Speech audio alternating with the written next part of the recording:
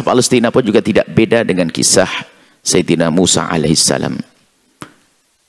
Dan kami husnudzon juga, di samping kita tetap harus berjuang bahwasanya kisah Israel nanti, lihat ya, kisah Israel nanti yang akan menghancurkan diantaranya memang kaum muslimin juga akan berperang melawan mereka untuk berjihad, akan tapi dalam diri mereka sendiri juga akan muncul orang-orang yang akan memusuhi kekejaman Israel hari ini. Maka yang sangat unik adalah kaum muslimin yang tidak peduli dengan kasus Palestina. Hatimu di mana, hai hamba Allah? Hatimu di mana, hai hamba Allah? Sudahlah, Anda harus punya martabat. Ada beberapa martabat tertinggi kasus Palestina. Martabat tertinggi adalah mereka itu yang berada di Palestina berkorban dengan jiwa dan raganya. Dan hartanya lenyap. Jiwanya terpotong-potong, pada akhirnya jasadnya tersakiti dan akhirnya mati. Itu martabat tertinggi tentang Palestina. Kita martabat tertinggi kayak belum bisa. Lalu apa yang bisa kita lakukan? Kita dari jauh.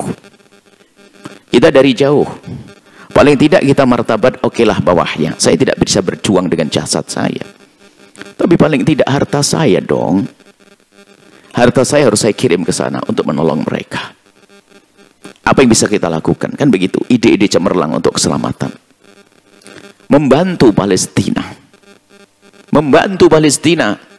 Apakah Anda sudah mengeluarkan dari kocek Anda, ya hamba Allah? Perlu kejujuran, Anda tidak perlu menjawab.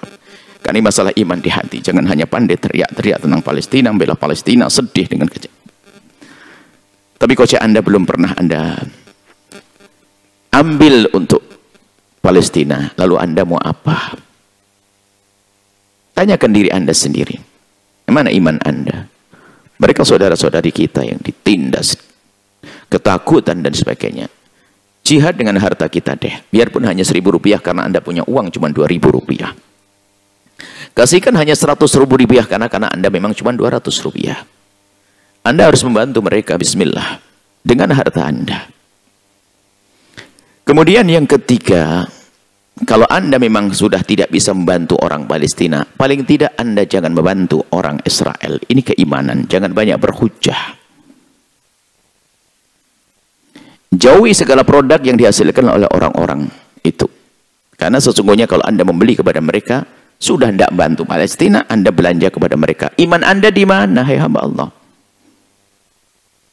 Dan jangan banyak berhujjah lah, itu kan sudah pegawainya kan orang Indonesia semuanya. Lalu bagaimana kalau saya berhentikan produk itu, nanti orang tidak punya pekerjaan kerjaan. Ini orang-orang Indonesia yang bekerja di tempat tersebut harus kita rindukan paling tidak. Kalau Anda tidak bisa mengeluarkan jiwa Anda untuk berjuang, harta Anda untuk berjuang, paling tidak Anda punya kesabaran untuk menghentikan, untuk tidak membeli produk mereka. Dan buahnya nanti kalau kita sudah berani seperti itu, maka apa buahnya? Buahnya adalah produk saudara kita akan terangkat. Karena manusia tetap akan butuh kepada makanan, butuh kepada minuman, butuh mau tidak mau. Dan akan terangkat saudara-saudara kita. Saudara kita siapa yang terangkat itu? Saudara kita yang peduli dengan Palestina itu. Dan memang harus sedikit dijelaskan, perlu dijelaskan tentang produk musuh kita itu ada 3. Paling tidak ada 2 produk. Atau 3. Yang pertama produk yang kita pasti boleh beli dari mereka. Yaitu apa? Untuk berperang. Kita boleh membeli senjata karena mereka telah menembak kita. Sementara kita tidak punya tembakan, saya akan beli senjata dari mereka dengan bermacam-macam cara untuk menembak ke mereka. Maka untuk bersaing dalam peperangan kita sah.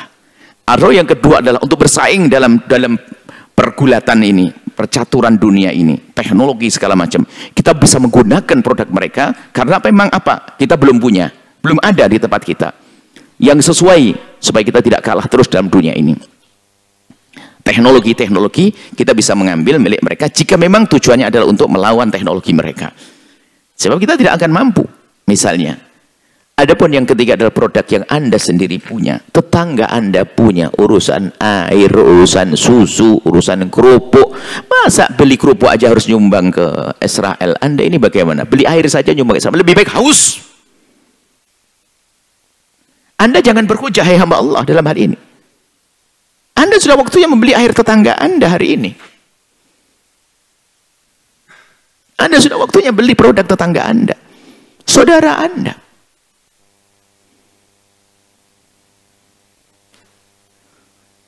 Kalau ada saudara non-muslim sekalipun, asalkan dia tidak memusuhi Islam, kita tidak dilarang kok berhubungan baik dengan mereka. Tapi kalau sebuah produk sudah diindikasi bahwasanya akan ke sana, ke Israel, kalau Anda masih minum, di mana iman Anda? Bisa jadi satu wadah minuman atau apapun yang Anda beli itu jadi peluru yang akan ditembakkan kepada orang Islam. Ini harus ada keimanan. Yang jadi masalah adalah keroposnya iman. Jangankan dalam dunia yang seluas, yang dunia lebih luas, di dalam dunia peperangan, di saat berperang pun ada yang berkhianat kok. Bukankah zaman Belanda dulu ada antek-antek Belanda? Itu ada dari paman-paman pejuang. Itu ada antek Belanda dia. Dia hanya mementingkan kepentingannya sendiri. Yang penting aku senang. Dia mengambil keuntungan di balik kedekatannya dengan musuh. Tolong hai hamba Allah, sadari makna ini. Kita jangan menjadi antek. Antek-antek musuh. Yang lain teman kita berjuang, bersimbah darah, nyawa melayang, kemudian harta hilang. Ternyata kita enak-enak. Kalau Anda masih meminum produk saudara memusuhi kita, yang memusuhi Islam, musuhi Palestina. Ini orang-orang, Anda punya orang di luar Islam pun. Ya memang dalam hatinya ada kesadaran keinsyafan tentang kemanusiaan. Mereka sudah nggak mau berusaha untuk memboikot produk-produk semacam itu. Ini mana iman, wahai hamba Allah. Jangan banyak berhujah. Loh, itu kan aku punya toko, sudah terlanjur punya toko, karyanya banyak dan produknya isinya mereka semuanya, milik mereka semuanya. Kalau saya tutup karya gimana? Saudara Anda bukan tidak punya produk. Langsung hentikan, ganti produk saudara Anda. Ini perlu jihad. Kalau pada zaman Belanda dulu kan ada antek terang-terangan, ya kan?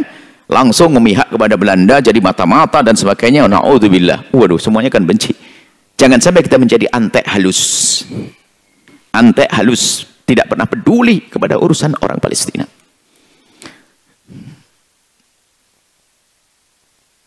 Kadang sepanjang perjalanan kita masih menemukan di tempat, di pondok pesantren, tempat dakwah dan sebagainya, begitu mudahnya menyajikan minuman ataupun apapun yang ternyata diindikasi ini adalah untuk memerangi Islam Palestina, memerangi kaum tertindas di Palestina. Baik, ini diantara yang perlu kami hadirkan, ya, kisah Nabi Musa AS.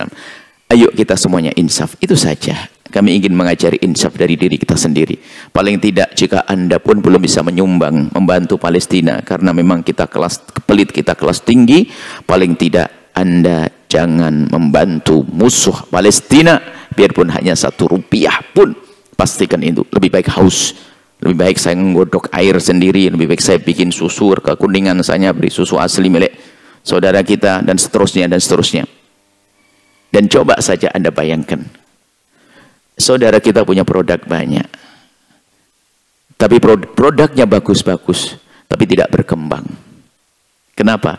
Karena kita lebih senang dengan produknya orang yang memusuhi kita. Sehingga saudara kita tidak kita beli. Mana bisa berkembang? Toko-toko Anda harus berubah hari ini. Ini di luar kita malu dengan Allah dan juga malu dengan orang non-muslim. Orang non-muslim di luar sana yang punya kepedulian betul memboikot juga. Bagaimana umat Islam kok masih ada? Umat Islam ada yang membela hari ini. Kenapa begitu banyak beralasan? Nih, di luar sana itu ada orang punya perusahaan akan ditutup demi biarpun saya rugi, paling tidak saya tidak melakukan kezaliman. Non muslim juga ada semacam itu, bukan orang Islam saja. Kalau Anda belum bisa, misalnya gini loh ya, Anda golongan orang banyak duit, ternyata Anda kok belum bisa berderma, bersedekah, urusanmu, duit-duitmu sendiri, itu kan masalah hati. Tapi jangan menggombosi orang yang mau berderma. Ngapain sedekah-sedekah ke sana? Apalagi dengan isu-isu, wah nanti gak nyampe dan sebagainya. Bukan urusanmu nyampe dan nyampe. Yang penting kita membersihkan hati kita dari ketidakpedulian. Misalnya ada tetangga kita, fakir, orang miskin di samping rumah kita. Atau di gang-gang sana. Dia fakir, miskin, kesakitan, kelaparan. Kita mendengar, lalu kita ingin mengirim uang dan makanan. Tatonya apa? Setelah kita kirim ke seseorang, sama orang dibawa pergi. Saya tidak tahu, orangnya sampai mati. Saya nggak dosa, yang penting. Yang dosa itu yang bawa itu. Tapi saya sudah keluar daripada ketidakpedulian dengan saudara saya. Jangan bicara sampai tidak nyampe, urusan nanti. Yang penting keluarkan dari ketidakpedulian Anda ini. Laisa minna ma lam tahyahtam bi amril muslimin. Tidak golongan kami ahli iman kalau tidak peduli dengan urusan kaum muslimin. Ini yang harus kita hadirkan makna ini. Kalau berhujah, biarkan dia berhujah. Oh ini kan begini ini. Hati-hati kalau berhujah. Anda sendiri akan menyesal dengan hujah Anda sendiri. Kalau Anda pelit, jangan ngajari orang pelit. Kalau Anda belum bisa meninggalkan produk-produk musuh, Anda jangan mengajak orang beli produk musuh. Selesai.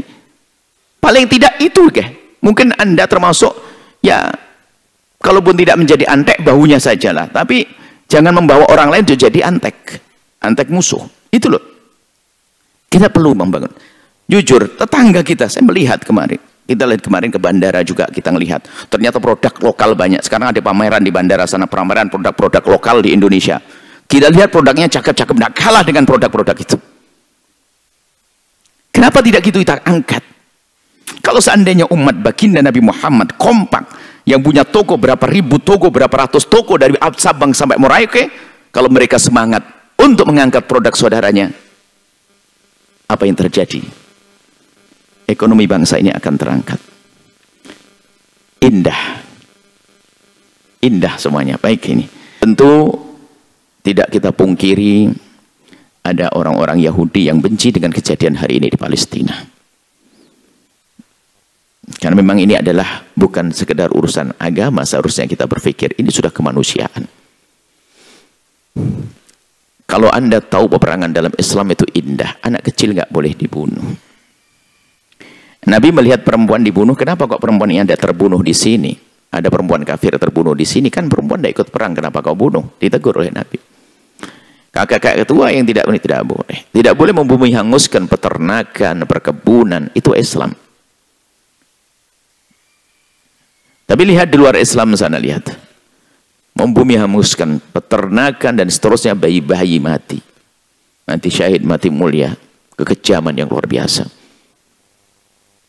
Kekejaman yang luar biasa.